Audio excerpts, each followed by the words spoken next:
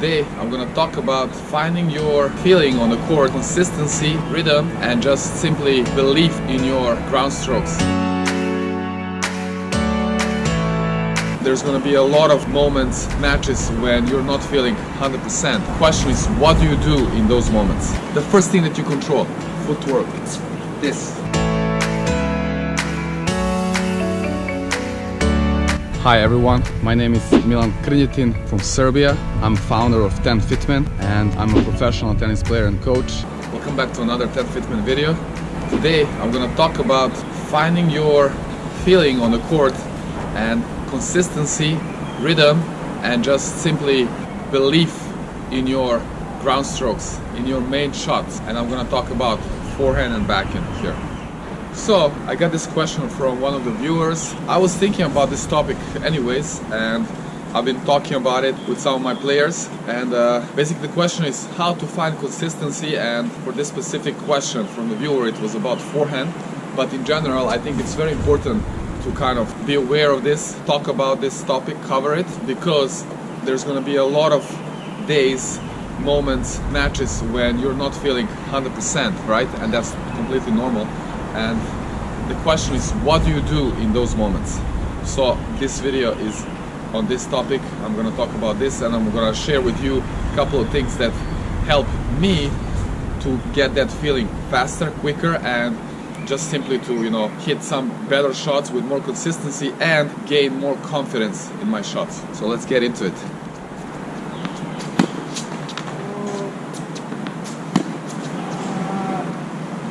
No, I'm not feeling it today. What's wrong? Know that feeling? So, the first thing, the number one thing I do, and I recommend you to do when you have this kind of uncomfortable moments, you're missing, you don't feel it. What do you do? First thing, the first thing that you control, footwork, this, here, lower body, right?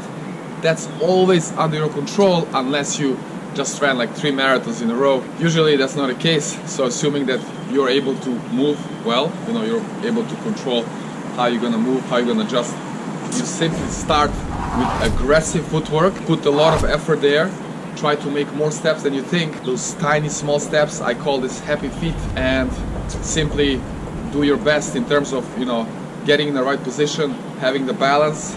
This means this line connecting your nose and belly button here, make it always straight, vertical, and then you're always super calm as you hit your ground strokes. Means you're not losing that line, you're stable and your head is still.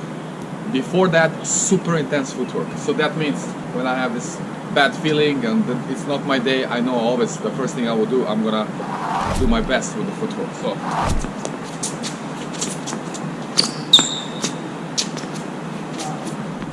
So if I were to do again those 2 shots from before,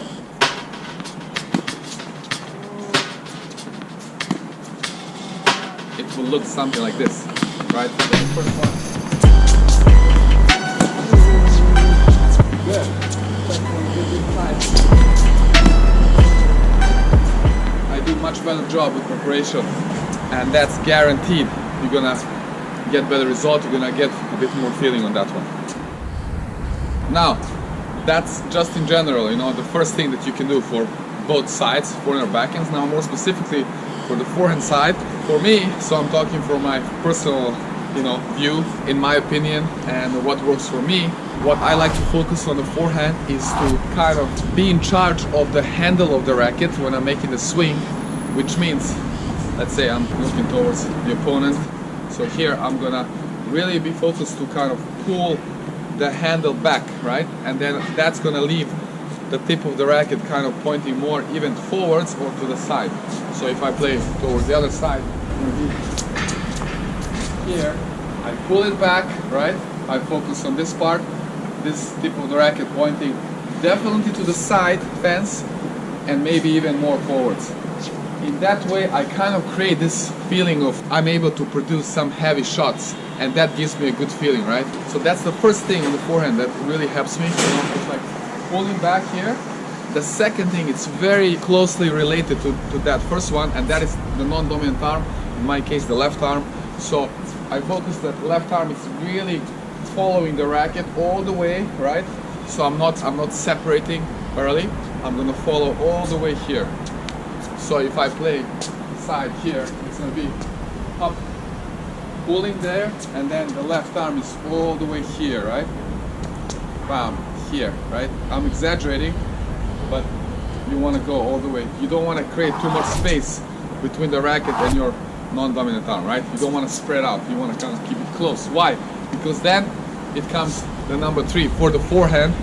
The third thing that helps me for, you know, getting the better feeling and consistency on the forehand, it's kind of pulling and starting the whole turn with the left arm here, but kind of closely connected with the racket, you know, the drop and then the pull as well as the hip. But it's kind of, the overall feeling is like having everything kind of connected, right? I don't want to disconnect too much. I want to keep everything here connected, and then as I turn, the left arm is staying up and I'm kind of able to kind of connect the whole chain, right? And that really gives me a great feel.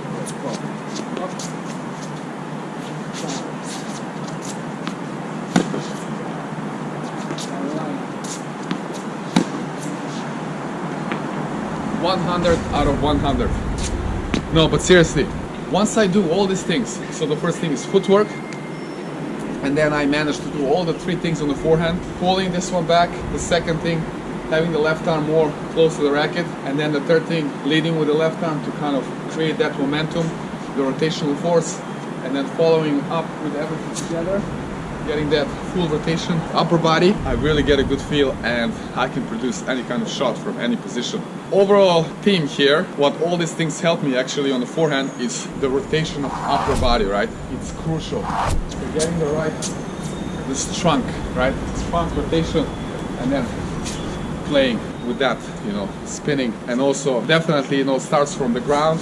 You gotta be in the right stance, but then it's upper body rotation. This can be both in open stance and closed stance. So open stance will be here, right? Closed stance still here, depending on the ball.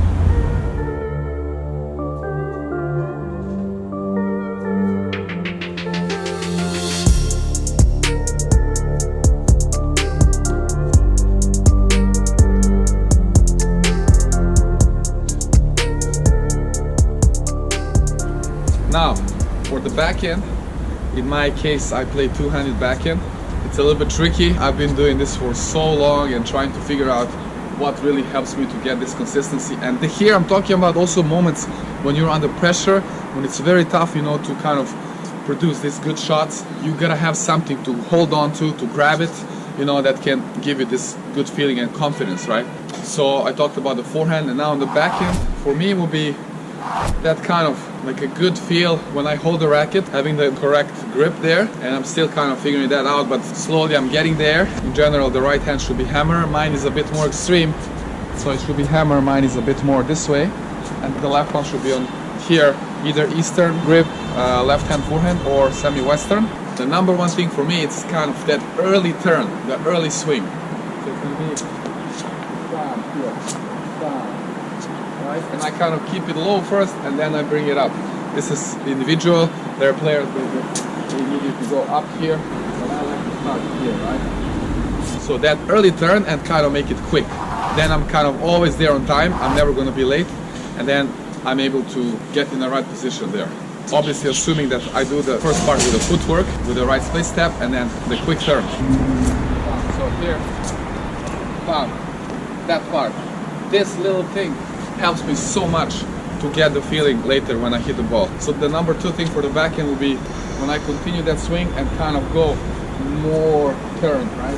So getting to that side position here, having that leverage up here, that gives me the feeling that I will be able to produce heavier shot. For some reason, this, in my case, you know, it gives me the confidence more. So when I'm turned more, I know I can use more body, right? So it's gonna be like the first part and then second part all the way here, and then third cheek, 5 minutes. If I play this way, bam, the first part, second part is all the way here, up, bam, and we are here, we are ready to go. As you can see, the weight distribution is more towards the back foot here, because then the third thing that helps me on the back end is that how I go and hit the ball. And what I'm trying to do is obviously get the correct racket drop more before I go and hit it, right? And I'm still working on this part, but what works well so far is that I focus on the turn, the hip turn. In my case it's the left hip, right? And I try to do that every time. Bam. It really gives great feel in terms of effortlessness, so that means powerful shots without much effort, and consistency. So it will be like here, and then boom, here. So that will be it. That concludes in the backhand. The number one is early turn, the number two all the way back, and the third thing is, apart from the correct racket drop, the use of hip and then extending here.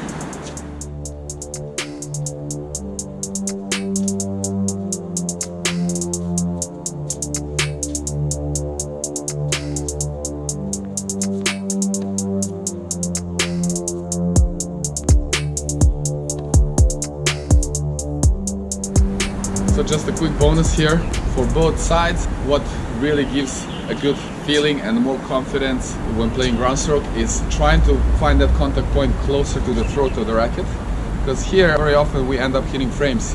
So if you still want to keep the space, but if you want to hit the ball closer to the frame here on both sides, here rather than here, right? So closer to the frame, like this on the back end, rather than going for this spot, because we end up hitting frames. On the forehand will be here. If you do that, you also get much better feel, much better smooth throw. All right, that will be it for today. Thanks so much for watching. I hope it was useful, helpful, and I'm looking forward to hear some feedback. Leave it below in the comments if this maybe helps you, or if you have any other suggestions or questions. Please go ahead and write it down. I will be happy to answer. And if you haven't so far subscribed to our YouTube channel, if you like this video, smash that like button, share with your friends, and also follow us on all the social media platforms. You can find all the links below in the description, and that's pretty much it. I really enjoyed this video. Just had this urge to share this with you, and also to help answer the question that one of the viewers asked me. So please go ahead. I'm looking forward to hear some new ideas for new topics and future videos. Until then, keep playing, keep having fun. I'll see you soon.